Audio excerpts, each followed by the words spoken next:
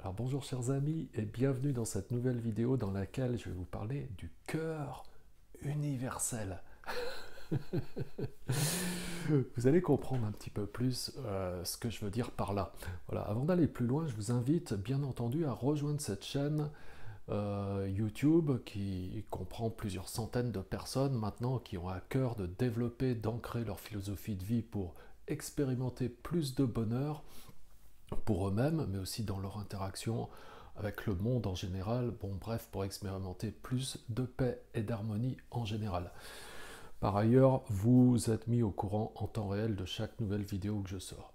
Donc quand je vais vous parler du cœur universel, je veux simplement vous expliquer que dans toute forme de vie, quelle qu'elle soit, que ce soit une vie humaine ou que ce soit n'importe quoi qui puisse se manifester sur le plan du monde, sur les choses que l'on peut appréhender comme ça avec nos sens, et en particulier avec notre vue, eh bien toutes ces formes, quelles qu'elles soient, sont ni plus ni moins qu'une expression divine. Elles révèlent la présence du divin, parce que toute création trouve à son origine le divin, c'est-à-dire la conscience cosmique.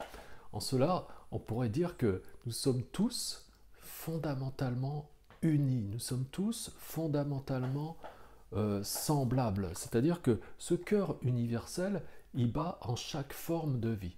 Cette conscience cosmique, elle respire en chaque vie, hein, quelle que soit la forme de vie.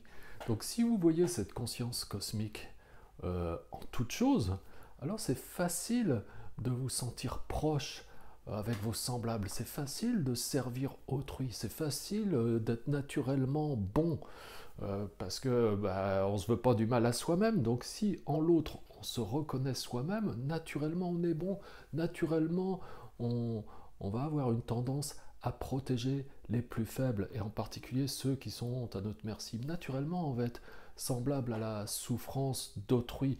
Naturellement, on va avoir de la compassion.